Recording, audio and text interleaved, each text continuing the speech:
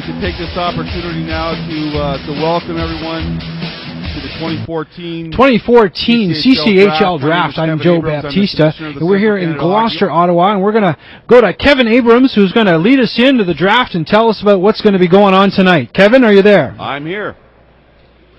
I'd like to welcome everyone that's viewing at home, all the players, parents, the supporters of the CCHL.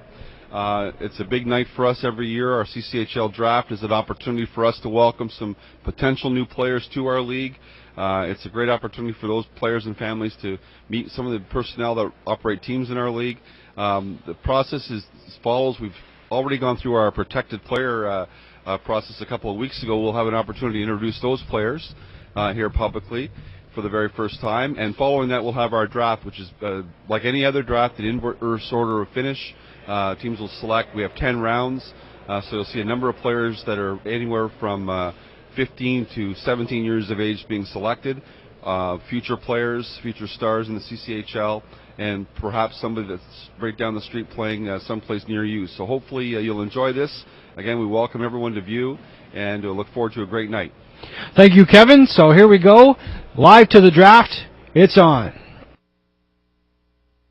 As we send out the tweet saying that the CCHL broadcast is on, sent out right now, we'll take two. It's the 2014 CCHL Draft. The Bantam Pro Techs have just been announced, and now we're getting ready for the first round. To my left and your right is Mike Nellis, who covers the Gloucester Rangers, also a correspondent for In the O Radio, and on the other side of me, it's David Reynolds, who covers the Cumberland Grads. Both those teams have been fairly busy wheeling and dealing through the first round of picks. We should let you know that the Bantam selections you just saw were actually announced earlier on this month, about 2 weeks ago. Each team gets 2 picks for sure based on their geographic area. If a team passes over one of the players in its area, then another one can try to protect it, and that just gives them the rights for these players, many of who will go on to the Ontario Hockey League. They have very high talent level, these Bantam Pro Techs, and we're going to meet each and every one of them later on in this show. But as we turn on to round one of the CCHL Draft, I guess we'll start by going through the movers and shakers. Gloucester started off the day with 4 first-round picks, and Michael, they've already moved a couple of those around. Yeah, absolutely, and it started off with the Cumberland Grads moving up to first overall, and that was after they traded their 3rd overall pick to Hawkesbury in exchange for Hawkesbury's 1st overall pick. Then it was moved, that 3rd overall pick, to the Gloucester Rangers along with Hawkesbury's 6th overall pick in exchange for the 10th, 11th, and I believe the 19th pick as well. So Hawkesbury adds a 2nd round selection, and Gloucester gets the 3rd and 6th. So they have 4 first overall picks, and not only 4, but 4 very well placed picks as well. We're going to go over that right now. 3rd, 4th, 6th, and 9th. 4 first round picks, and a lot of those in the top half. Yeah, moving up now, you mentioned a team that made a move to get up to number 1 overall. The Cumberland Grads are making their way to the stage. They moved up from 3 to 1. They had a player targeted, and now we're going to find out exactly who that player is going to be to join Cumberland potentially as soon as next season. I have a hunch it could be Thomas Stevenson. He was the best player available after all the Bantam Protects were made. I was shocked he wasn't protected in the first place. And you're not the only person I heard that from. Yeah, and he's a guy, he lives just a 15-minute drive from the Navin Arena itself, so we're now going to go up to the podium to see the Cumberland Grads make their 1st overall selection.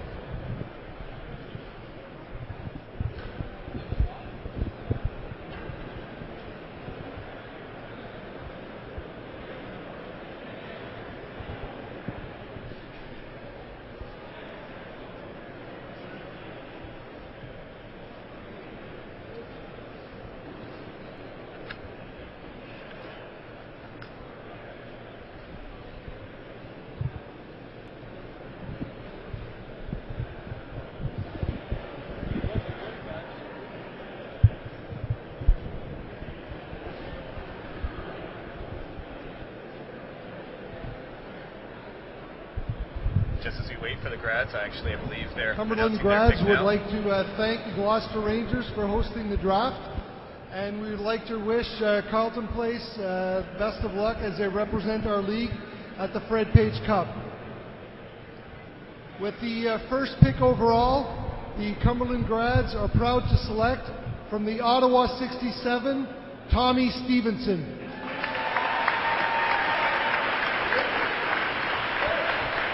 Well, it's a real graduation feel here at the Earl Armstrong Arena. Lots of parents, lots of friends and families, well-dressed young men, and Thomas Stevenson, as you had your hunch, is the first man off the board. I'm really curious to know if your graduation comment was a pun intended, as Thomas Stevenson walks up for his first moments as a member of the Cumberland Grads. Like I said, he was one of the best players available, I believe, in the 99 age group. He's a very solid defensive defenseman and has plenty of offensive skills. He was a power play defenseman for that Ottawa Junior 67s team that won the bronze medal game at the All-Ontario Pee-wee AAA Bantam Championships. And just a rock-solid pick by the Cumberland Grads, and he'll be a fantastic player for them in the future. Yeah, and Thomas Stevenson with 3 goals, 7 assists, and 10 points on the season. A pretty disciplined player as well. Only 14 penalty minutes in the 28 games played for him. So yeah, very solid selection there from the Cumberland Grads, and I believe Dave alluded to it recently that Thomas Stevenson lives in the area. He's from Orleans, Ontario, I believe. Yeah, and Dave, you do a lot of the games for the Cumberland Grads on Fast Hockey. How do you think he can fit into this team, either next year or especially down the line? Well, the Cumberland Grads were actually dealt a big blow to the blue line just this year when David Bennett, arguably their top two-way defenseman, made a end-of-season 2014-15 commitment to Canisius College. As we just saw Canada make their second overall pick. Yeah. We didn't quite hear who it was. Adam Church from the Ottawa Valley Titans, 10 goals and 14 assists in 30 games played. Second man going down the aisle for the Lasers, who had announced today that longtime GM Lou Nistico was stepping aside after maybe the draft preparation was done. So the former Stallions, now once again the Lasers, have their man. He's a big forward. He's the tallest guy out of the three of them out there, and the newest member of a Canada Lasers team that's trying to get back to playoffs, the glory that they knew under their former name, Mike. Yeah, and they did a lot of marketing last year, the Canada Lasers did, that the Lasers have never missed the playoffs under that name, and last year doesn't really count because they came in halfway through. So yeah, lots of high hopes there in Canada, hoping to qualify for the playoffs, and we'll see if Adam Church can help them do that at all, if he's able to crack the roster this year. Only a couple of grads for the Canada Lasers, Braden Moffat and Casey Kulzicki. They traded a couple of veterans away at the deadline, as we have our next team coming up to the podium. It's going to be those Gloucester Rangers, who came into this with 4 first-round picks, shuffled it around a little bit, still have 4 first-round picks. But now we're going to be able to see what the Gloucester Rangers are going to get. They're another one of those teams, the non-playoff teams, obviously coming at the beginning of the draft, who can pretty much take the best player that they think is available. Yeah, and at the CCHL prospect camp just this past weekend, they were openly very vocal about loving the goaltender Patrick Stesky from the 98 67s.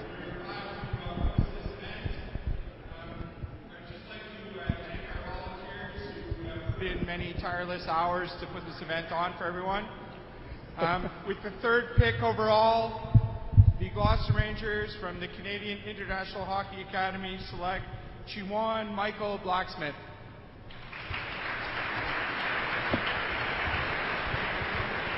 Chiwan Blacksmith from CAH over in Rockland, a 6'1", 167-pound forward, had 4 goals and 16 assists in 16 games played for that program. Doesn't look like he was able to make it tonight as the Rangers leave, but another skilled forward, it would appear, Michael, heading to the Gloucester Rangers. Yeah, for sure. They've got a lot of those in Max Barano, Matt Foguet, and obviously, Chiwan Blacksmith. Next selection is the Gloucester Rangers. The Gloucester Rangers are moving back up to the podium in just a moment here with the 4th selection. We're not kidding when we said they had a load of first-round selections to make. But yeah, Blacksmith also a pretty good performer in the playoffs. He had more than a point-per-game pace place in the 2014 playoffs for the major midget AAA CIH, scoring 12 points in 10 games. And that CIH program, quickly here, Dave, has brought a new dimension to this draft. Sort of as players from out of the area now qualify in that program, as Blacksmith is actually a Quebec native, but is able to be drafted into this league. Yes, and you see that some of the younger programs in the Canadian International Hockey Academy, they sometimes struggle with the amount of guys that they're coming in, but their major midget program, as Blacksmith is a member of, their major midget program year after year is a very competitive program. He's just another guy coming right from that pipeline now.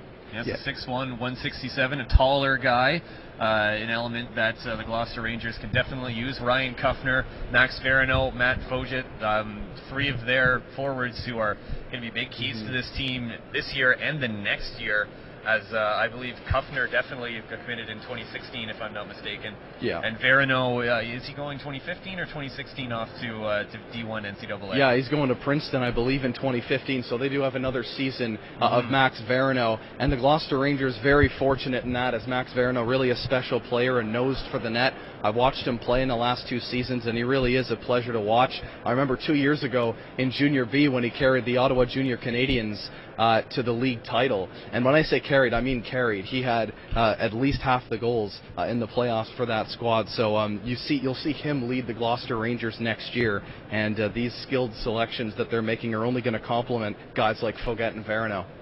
Dave, as we await the Gloucester Rangers pick, there's been a bit of buzz that they may be looking at a goalie with the 4th overall selection. Yeah, as I was maybe guessing that they could do it the 3rd overall selection. They now have the 4th overall selection, which was their original pick in this CCHL draft. And Patrick Stesky, a 98-born goaltender from the Ottawa Junior 67s, played AA last year and Rep B the year before. So he's improved year after year, and if he continues at that pace, he could be a dominant goalie by the time he's 19. The Rangers are pleased to select from the Ottawa 67s minor midget AAA, Patrick Stesky. Bingo. Right on the money, Dave. I'm 2 for 4 so far, so 1 out of 2 ain't bad. His listing, 6 feet, 145 pounds. He's a big goalie that was actually picked by the Kingston Frontenacs late in the latest Ontario Hockey League draft in the 14th round. So the Rangers already have, I guess you could call rookie goalie of the year, Doug Johnston. The next selection belongs to the Campbell 73s. Another young goaltender. You can never have too many of them. As we saw with the Smith Falls Bears, who rode Pineos and Simic through the playoffs to a berth in the finals. Yeah, absolutely. And Doug Johnston with some great work last year for the Gloucester Rangers in the crease. And not only that, but they have Nate Skidmore back next year as well. So that 1-2 punch should be good. And Stesky is only going to add to that in the future as we go back up to the podium. Kempville 73s going to make their pick. Kempville 73 select from the Ottawa Valley Titans, Matthew Titus, Major Banner. Matthew Titus from the Ottawa Valley Titans, 99 age group. This was a guy projected to go to either Kempville or to the Canada Lasers between the 2nd or the 5th pick. He's a Western area kid. I believe he's from Stittsville. And he was the top scorer in the 99 age group who was not protected, so it's no surprise to see him come off the board early here.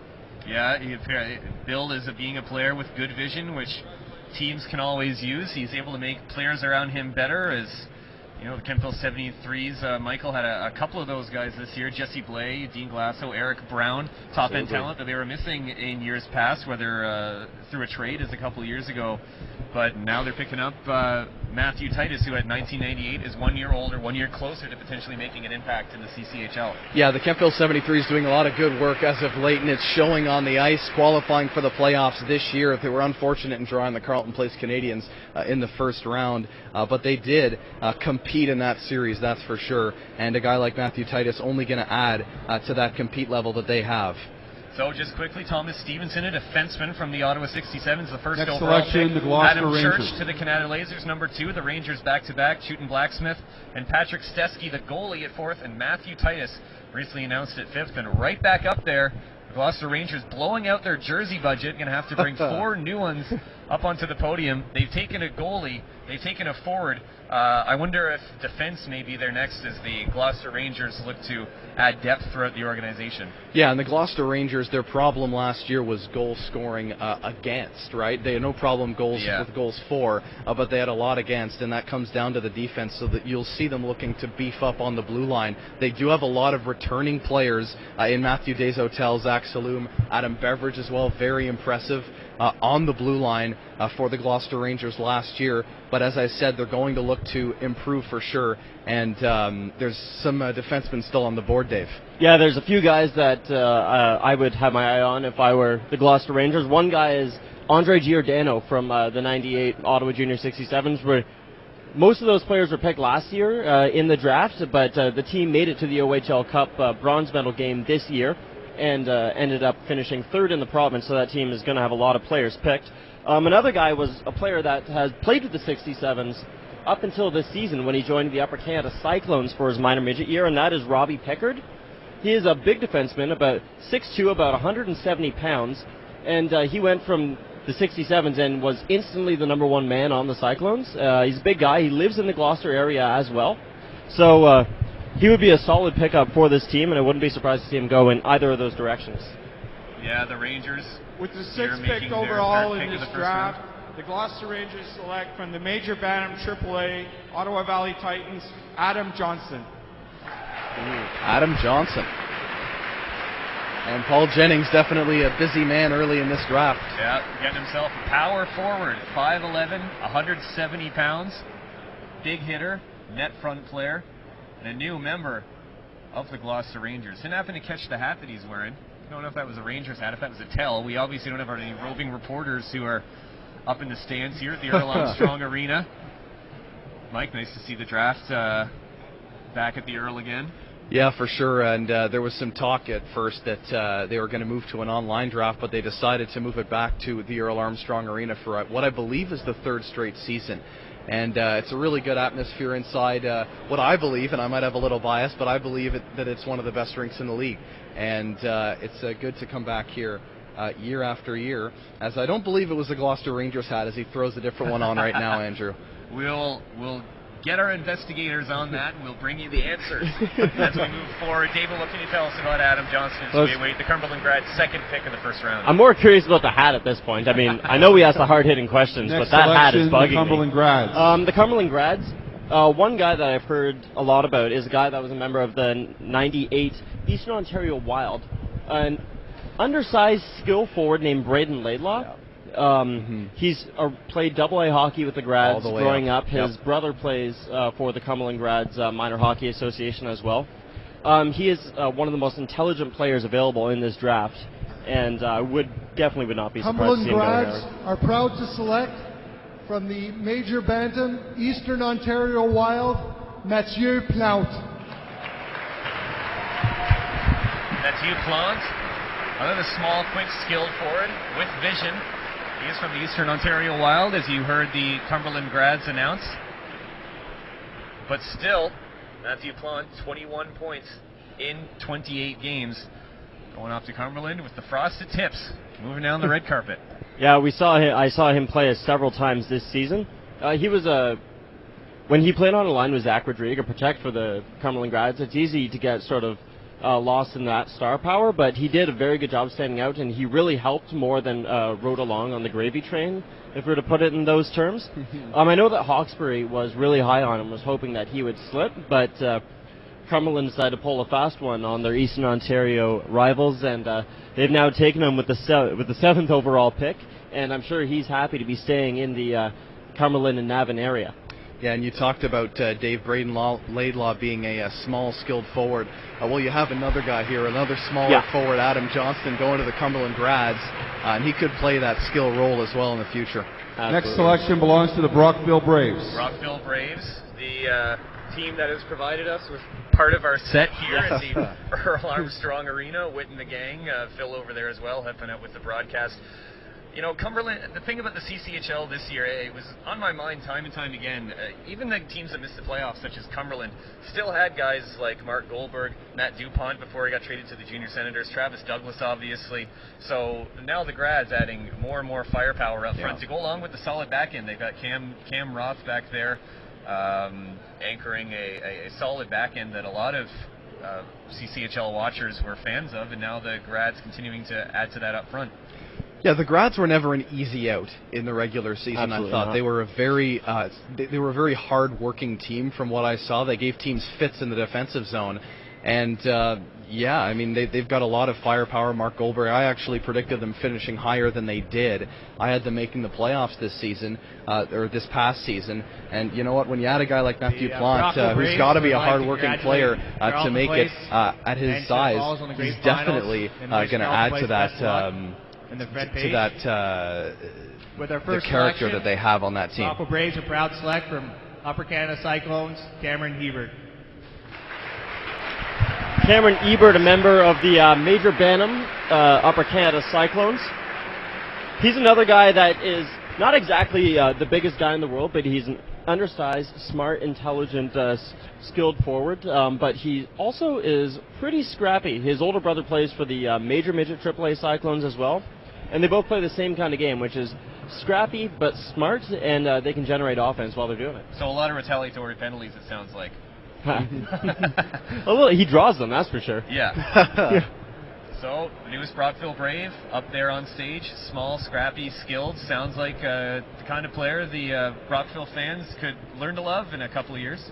Michael? Yeah, for sure, like a Brendan Gallagher type almost. When you look at how Montreal Canadiens fans have jumped on his bandwagon, you look at Cameron Hebert, and he's got a very similar reputation from the sounds of it. And with the 8th overall selection coming from St. Andrews as well, a very good pick there for the Brockville Braves as they look to selection, the Gloucester Rangers.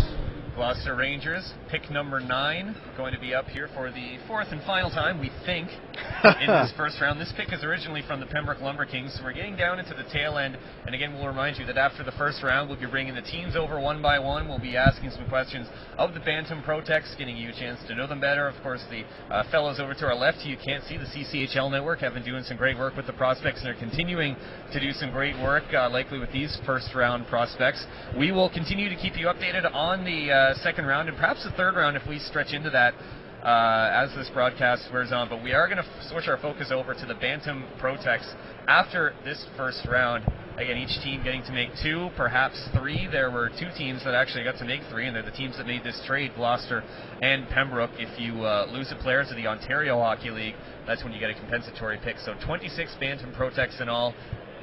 That's the Gloucester Rangers and their younger jersey carrier make their way up for the last pick here. Wondered if they were going to make a trade when they had 4 first-round picks, but they're electing to make all of them, it looks like. With the 9th overall pick in the first round, the Gloucester Rangers are pleased to select from the Ottawa 67s Maynard Bantam AAA, Jean-Sébastien Graton. That's a popular pick right there. Yeah. So we see the second goalie come off our board here in our draft, and this time it's another Junior 67, but this time from the Major Bantams. Jean-Sébastien Graton was the starter for the Junior 67s as they made their run all the way to the provincials. And he's another local kid. He lives in Gloucester. Yeah. It's maybe a 2-minute drive to the arena for him. So I was he just might gonna become mention that for sure. He might become a fan favorite Great, soon. Great numbers as well, Michael. Mm-hmm. Yeah, for sure. A 168 goals against average in the regular season. And I mean, it obviously helps playing on the team that was the Junior 67's Major Bantam, but a very solid goaltender is J.S. Graton. I've watched him play all through the years, and he just gets better and better, eventually making it up to the AAA level. As Dave mentioned, he's from the area, played on the Gloucester Rangers all the way up. Before that, he played on the Gloucester Cougars and the Gloucester Blackhawks, so a local player to the Gloucester Rangers here today, and they've got to be thrilled to get him on board. And that's what you want to see. You talk about that sense of improvement, David, especially with netminders who can take a little bit slower to develop, but that sense to improve, that ability to work on your game, to identify weaknesses and turn them not into weaknesses anymore, that really is key for netminders. So it seems like a very nice asset to have here for the latest pick in the first round. Yeah, because absolutely, because junior teams, they don't want minor hockey players playing the same way they do in minor hockey. They're trying to figure out where they are going to be, say, 3 years from now. Because especially with goalies, you're not going to bring them in as a 16-year-old. His ability to show improvement year after year is definitely a quality that endears him to the Gloucester Rangers. Back-to-back picks coming here for the Hawkesbury Hawks, who had the lowest point total in the CCHL this year, 41 points. They started off with the number 1 pick, and they've worked their way down to the 10th and 11th pick, but on their website, after they made that trade with Cumberland to move down from 1 to 3, their management said that they wanted to add depth. They felt like this was a very deep draft, and that's certainly what they're being able to do, picking up an extra second and third rounder, and still having 2 picks in the first round. Yeah, absolutely, and I guess that's what you expect when they give away the third round pick and pick up picks in the second and third round, as you mentioned. That's just a testament to how deep the draft really is and how the Hawkesbury Hawks have so much confidence in the later rounds of this draft as GM Ian Henderson makes his way up to the podium here. But yeah, the Hawkesbury Hawks, a team that had the first overall pick. They recently acquired Hunter Racing via trade. Yeah. And with these 2 back-to-back picks, they're building a pretty good prospect pool to go along with it as well. Yeah, they certainly have a lot of potential Hawkesbury openings. Hawks would like to congratulate the Carleton Place Canadians on a great season. With our first pick, the Hawks select from the Eastern Ontario Wild minor midget, Braden Laidlaw. So Laidlaw is a first-rounder, after all, going to the Hawkesbury Hawks. They picked up Racine, but they lost Carl Fauché in that deal, so forward in and forward out. And they can pretty much add depth throughout their lineup, choosing to go with Laidlaw for the first of their back-to-back picks. Yeah, it's funny you mention Hunter Racine because Braden Laidlaw actually plays a very similar style to Hunter Racine, which is, well, we've been saying it a lot. He's not the biggest guy, but extremely intelligent. I mentioned earlier, one of the smartest players available in this draft. Knows where to put the puck, is an extremely smart passer, and is a great setup man, and that is a pretty solid definition of Hunter Racine as well. So he may have a mentor in Hawkesbury to look up to as he joins Hunter Racine and the rest of the Hawkesbury Hawks. Yeah, and you know, we talk about size with some of these kids, and this is all a projection, of course. These Absolutely. kids still have a lot of growing to do. It may not even happen from their 14 to a 15, 16-year-old season. Sometimes it happens from 16 to 17. I remember Blaine Byron sprouted up a couple inches in his draft year, which didn't hurt his stock, and he ended up going to the Penguins in the 6th round. Yeah, and I remember just last year the Gloucester Rangers had Riley Bruce on board, and he sprouted up and eventually left to go to the North Bay Battalion, so they lost him because of his growth. And so that's just what height can do and what size can do for these players. Hawkesbury Hawks right back up. We have the pick in front of us here, the in-house software. We're not going to spoil it yet. Ontario Wild Major Bantam, Nicholas Campbell. So no goaltenders were Bantam Protex, Michael, but the third goaltender off the board, it's Nicholas Campbell coming off to the Hawkesbury Hawks from the Eastern Ontario Wild. Yeah, and I think that is a great pick. Sorry, I started to cut you off. I'm just saying, I think Nick Campbell is arguably the top goaltender in this entire 99 age group in Ottawa. He absolutely stole games for the Eastern Ontario Wild this year, and when it came to the playoffs, he was pretty much the singular reason that they made the finals. He just dominated the Titans, had, I think, 2 shutouts in the 6-game series, and just shut the door completely, and he's going to be an absolute stud for Hawkesbury in the future. For a while there, the Hawkesbury Hawks were a very special slate of, a very special place for goaltenders to develop. Remember Carmen Guerrero, you talked about stealing games. Carmen Guerrero certainly was the source of that. So now the Hawkesbury Hawks going back to the well, picking themselves up in netminder, and it always helps in a developing team that can have a netminder that can steal a game or two for you, add confidence. It's one of those intangible things you can add to a team is the confidence in the netminder behind you to maybe not be so afraid of making a mistake. Yeah, and the confidence that the goaltender has as well, and coming off a playoff run that you just alluded to, Dave, final being able to in the select first round, Nick Campbell, that is a lot of confidence CCHL that he is going to have Carleton going into Place next Canadians season and the seasons beyond. Carleton Place Canadians now. This time tomorrow they're going to be in St. Jerome, Quebec for the Fred Page Cup. They did it without giving up their first-round pick, as Pembroke, Ottawa, Smiths Falls. The rest of the Final Four team did as well, so that's one of the reasons why the Canadians are champs. They are up now. There's Jason Clark, GM, owner, head coach, to make the last pick of the first round here at the CCHL draft.